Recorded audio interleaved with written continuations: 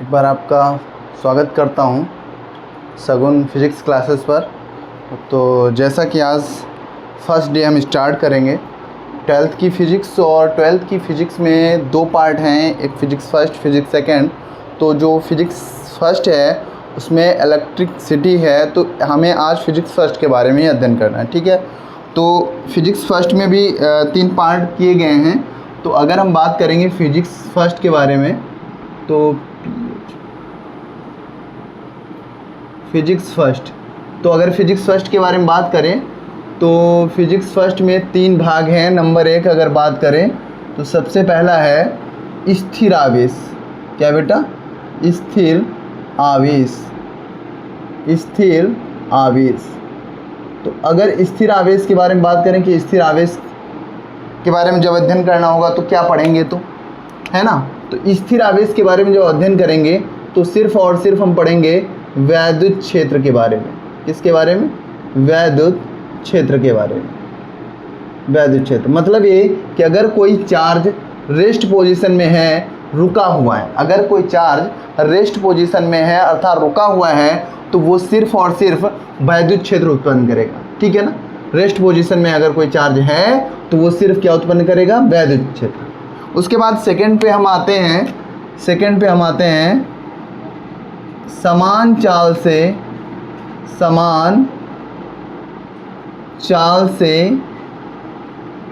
गतिमान आवेश।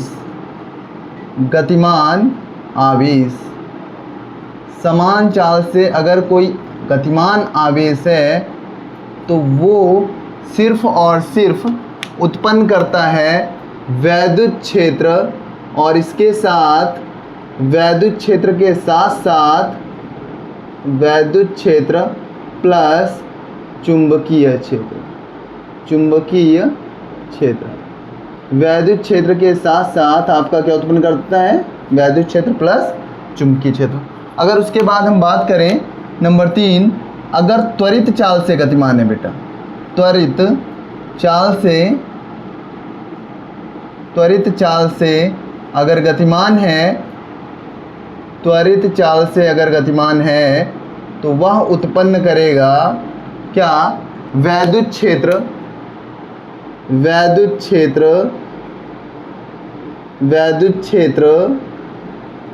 प्लस चुंबकीय क्षेत्र।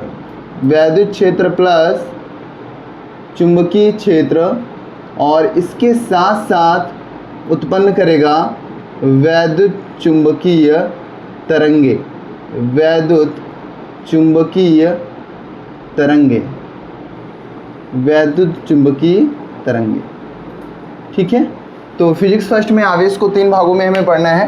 पहले हमें स्थिर आवेश पढ़ना है। स्थिर आवेश में सिर्फ वैद्युत क्षेत्र उत्पन्न करेगा।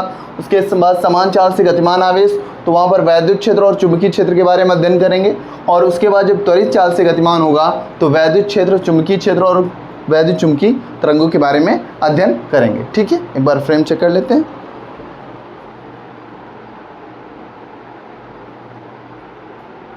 ओके, एकदम सही है, कोई दिक्कत नहीं है। चलिए, तो सर्वप्रथम हमें बात करनी है आवेश के बारे में। सबसे पहले तो किस टॉपिक के बारे में पढ़ना है हमको? हमें पूरी फिजिक्स पढ़नी है स्थिर आवेश के बारे में। किसके बारे में बेटा? स्थिर आवेश के बारे में। चलो तो बात करते हैं। यहाँ पे सबसे पहले इसके लिए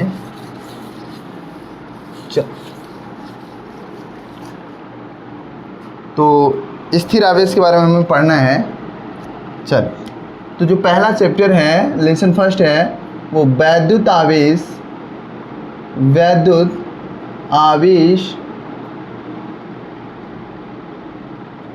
तथा वैद्युत क्षेत्र है। वैद्युत क्षेत्र लेसन फर्स्ट है, इसके बारे में हमको पढ़ना है। लेसन फर्स्ट वैद्युत आवेश तथा वैद्युत क्षेत्र। तो इसके बारे में सबसे पहले हम चार्ज के बारे में पढ़ेंगे, आवेश। तो इसमें जो पहला टॉपिक है, जो कि आपने थोड़ा बहुत हाई स्कूल में पढ़ा भी होगा, आवेशों का क्वांटमीकरण। आवेश का क्वांटमी क्वांटमी होता है बेटा, आवेश का क्वांटमीकरण क्या होता है इसके बारे में बात करेंगे। ठीक है, तो आवेशों का क्वांटमीकरण होता क्या है, तो आपने एक फार्मूला पढ़ा होगा Q बराबर NE। क्या पढ़ा है आपने? Q बराबर NE। मतलब ये कि जब आवेशन होता है, आवेशन का मतलब क्या होता है? आवेशन की स्थिति में, ये आवेशन की स्थिति का तात्पर्य क्या है कि जैसे मान लेते हैं आपके पास दो गोले हैं A और B। अगर कुछ चार्ज A से B पर चला जाए या कुछ चार्ज B से A पर आ जाए, मतलब यहाँ पर आवेश का यदि स्थानांतरण होगा, आवेश का स्थानांतरण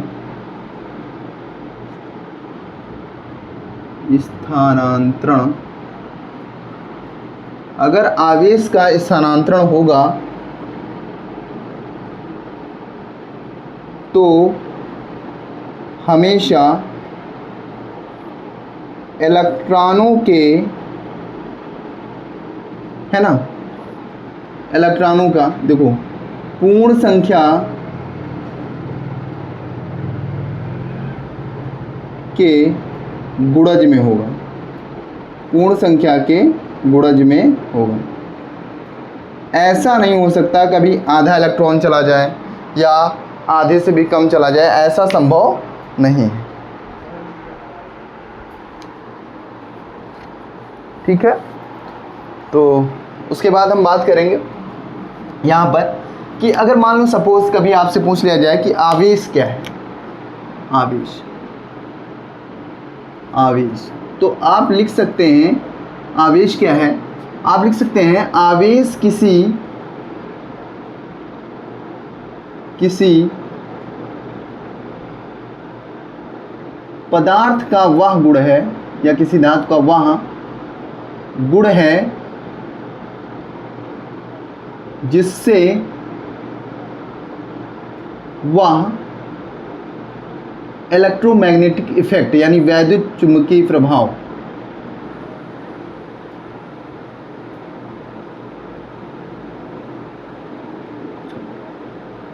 इलेक्ट्रोमैग्नेटिक वैद्युत प्रभाव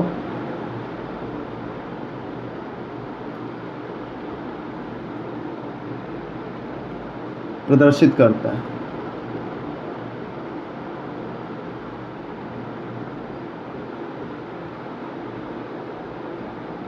या कह सकते हैं कोई दिक्कत नहीं, वैद्युत चुंबकीय कोई बात नहीं, लिख सकते हैं।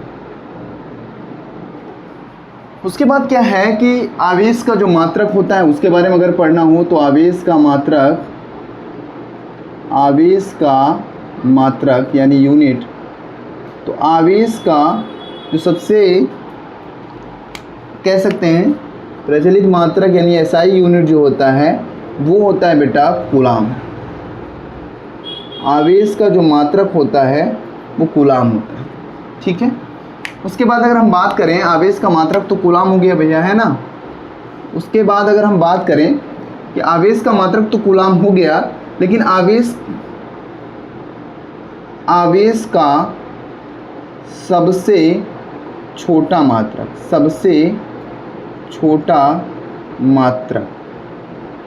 तो आवेश का जो सबसे छोटा मात्रक होता है बेटा वो होता है फ्रैंकलिन। क्या होता है? फ्रैंकलिन।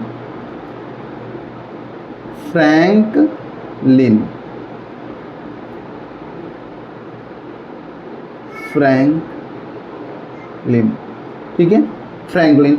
और आवेश का जो सबसे बड़ा मात्रक होता है, आवेश का सबसे बड़ा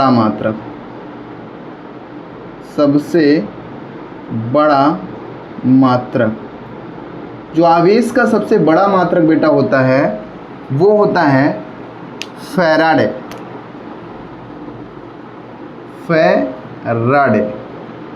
क्लियर है। तो आवेश का जो एसआई यूनिट होता है वो कूलाम होता है। आवेश का सबसे छोटा मात्रक फ्रैंकलिन होता है और आवेश का सबसे बड़ा मात्रक जो होता है वो फैराडे होता है। यहाँ पे आवेशन के बारे में बता रहे थे कि आवेशन क्या होता है। आवेशन का मतलब होता है कि इलेक्ट्रॉन का एक स्थिति से एक धातु से दूसरी धातु पर जाना, ट्रांसमिट होना। तो यहाँ पर अगर इलेक्ट्रॉन ए से बी पर जा रहा है या बी से ए पर जा रहा है तो यहाँ पर आवेशन की स्थिति होगी, यानी आवेश का स्थानांतरण होगा। और आवेश का जो स्थानांतरण होता है वो बेटा इलेक्ट्रॉनों की हमेशा पूर्ण संख्या के गुणज में होता है। यहाँ तक समझ में आ गया। चलिए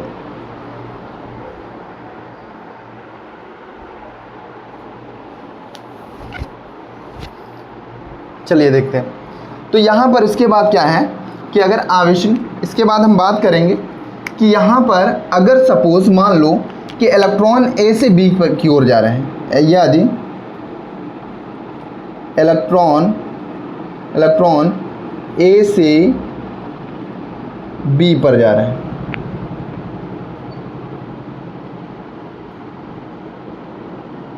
तो बेटा अगर इलेक्ट्रॉन ए से बी पर जाएगा तो ध्यान से देखो, इसने इलेक्ट्रॉन दिए हैं, मतलब ए ने इलेक्ट्रॉन को त्यागा है। ए ने इलेक्ट्रॉन को क्या कर दिया, त्याग दिया, मतलब दूसरे पर भेज दिया। तो त्यागने की स्थिति में जो ए पर इलेक्ट्रॉन होगा वो पॉजिटिव चार्ज होगा। कैसा होगा, पॉजिटिव, अर्थात हम कह सकते हैं धनात्मक। अब ऐसा क्यों भैया, बात सिंपल सी है, अगर कोई किसी को देगा तो प्लस में है तभी तो दे रहा है। सपोज अगर आप किसी बैंक में पैसा जमा कर रहे हैं तो आप, यानी आपके पास है, आपके पास धनात्मक, क्योंकि आप प्लस में होंगे। लेकिन अगर कोई किसी से ले रहा है तो ऋणात्मक में चला जाएगा। यानी यहाँ पर जो B है, यदि सो B अगर प्राप्त कर रहा है यानी ग्रहण कर रहा है, B अगर ग्रहण कर रहा है तो वो जाएगा किस में बेटा, ऋणात्मक में। किस में जाएगा, ऋणात्मक में, ऋणात्मक में, ऋणात्मक, ऋणात्मक किस में जाएगा, ऋणात्मक। तो याद रखिएगा कि इलेक्ट्रॉन अगर कोई त्यागता है तो प्लस में जाएगा धनात्मक, और अगर कोई इलेक्ट्रॉन ग्रहण कर रहा है तो निगेटिव आएगा। दूसरी बात, पेपर में बहुत ज़्यादा पूछा जाता है, कभी कभी पूछा भी जाता है कि इलेक्ट्रॉनों की कमी होने पर, अब देखिए आपको लग रहा है कि कमी होने पर ना, यहीं पर मैं लिखे दे रहा हूँ यहाँ पे, कि कमी होने पर आपको ऐसा फील होता है कि कमी मतलब निगेटिव, लेकिन ऐसा नहीं है। कमी का मतलब है उसने इलेक्ट्रॉन त्याग दिए, कमी का मतलब उसने इलेक्ट्रॉन त्याग दिए। तो कमी के केस में जब भी इलेक्ट्रॉनों की कमी होगी चार्ज कैसा आएगा, धनात्मक आएगा। उसके बाद अगर वो ऋणात्मक चार्ज के बारे में बात करेगा तो वहाँ पे वृद्धि होगी। क्या होगी, वृद्धि। यहाँ तक समझ में आ गया। चलिए, तो अगर आपसे पूछा जाए क्वांटाइजेशन ऑफ चार्ज क्या है तो आप कहेंगे, यानी आवेशों का क्वांटमीकरण क्या है, तो आप कह सकते हैं कि आवेश का स्थानांतरण जब भी होगा तो हमेशा इलेक्ट्रॉन के पूर्ण संख्या के गुणज में होगा। मतलब ये कि कभी ऐसा नहीं हो सकता कि नंबर ऑफ इलेक्ट्रॉन 1/2 हो, है ना, 3/2 हो, 5/2 हो, ऐसा संभव नहीं है। जब भी होगा तो नंबर ऑफ इलेक्ट्रॉन यानी n=1 हो सकता है, 2 हो सकता है, 3 एंड सो ऑन, कुछ भी हो सकता है। लेकिन यहाँ पर 1/2 यानी पूर्ण संख्या की जब भी होगा तो पूर्ण संख्या के रूप में होगा। इतना आपको पढ़ना है। अब देखो Q बराबर n। कभी कभी आपसे पूछ लेता है कि एक कूलाम में, चलिए पहले थोड़ा सा चार्ज के बारे में बात कर रहे हैं, तो चार्ज के बारे में, इलेक्ट्रॉन पर जो चार्ज होता है वो बेटा होता है 1.6 × 10⁻⁻19 कूलाम, ये इलेक्ट्रॉन पर। प्रोटॉन भी देख लीजिए, प्रोटॉन पर जो चार्ज होता है, हालांकि आप लोगों को पता होगा इलेक्ट्रॉन पर निगेटिव चार्ज होता है, ऋणात्मक चार्ज होता है, ऋणात्मक चार्ज होता है। और जो प्रोटॉन होता है, प्रोटॉन पर सेम जितना इलेक्ट्रॉन पर उतना ही प्रोटॉन भी होता है, 1.6 × 10⁻⁻19 कूलाम। और यहाँ पर जो चार्ज होता है वो धनात्मक होता है। कैसा होता है बेटा, धनात्मक होता है। चलिए, उसके बाद अगर हम बात करें कि अगर कहीं पर पॉजिटिव इलेक्ट्रॉन आ रहे हैं, अभी हम पढ़ेंगे कूलाम्स का नियम तो उसमें हम पढ़ते हैं दो चार्जों के मध्य, स्थिर चार्जों के मध्य लगने वाला वैद्युत आकर्षण बल या प्रतिकर्षण बल। तो आकर्षण या प्रतिकर्षण बल जो है वो निर्भर करता है आवेशों की प्रकृति पर, मतलब आवेश कैसे हैं। अगर आवेश धनात्मक हैं दोनों तो उनके बीच कैसा बल लगेगा, यदि दोनों ऋणात्मक हैं तो कैसा बल लगेगा, यदि एक धनात्मक एक ऋणात्मक है तो कैसा बल लगेगा, या एक ऋणात्मक एक धनात्मक है तो कैसा बल लगेगा। इसके बारे में हमको बात करना है, ठीक है। तो चलिए बात करते हैं। सबसे पहले अगर हम बात करेंगे तो यहाँ पर हम बात करेंगे आवेशों की प्रकृति के आधार पर उनके मध्य लगने वाला बल, उनके मध्य लगने वाले बल। आपको कुछ नहीं, बहुत अच्छे से स्टेप बाय स्टेप हमको समझना है और एक एक चीज़ बहुत अच्छे से एक्सप्लेन होगी। क्लियर है ना। तो देखो सिंपल सी बात है भाई, समझेंगे इसको कि यदि प्लस प्लस है मतलब दोनों चार्ज या तो प्लस प्लस है या दोनों चार्ज माइनस माइनस है, तो इस कंडीशन में इनके बीच जो बल लगेगा वो प्रतिकर्षण बल लगेगा। कैसा बल लगेगा? प्रतिकर्षण बल लगेगा। कैसा बल लगेगा? प्रतिकर्षण बल लगेगा। लेकिन अगर माइनस प्लस है या प्लस माइनस है तो इनके बीच जो बल लगेगा वो आकर्षण बल लगेगा। कैसा बल लगेगा? आकर्षण बल लगेगा। तो ये याद रखिएगा। अब समान भाई, अगर कोई दो व्यक्ति हैं जिनका नेचर गर्मी वाला है, मतलब गुस्से वाला है, तो कभी एक साथ रह नहीं सकते हैं। लेकिन अगर एक प्लस से एक थोड़ा सा गर्मी वाला है, एक थोड़ा शांत स्वभाव का है, तो दोनों एक साथ रह सकते हैं। तो आपको इतना समझ में आ गया होगा। जरा एक बार फ्रेम चेक कर लेता हूँ।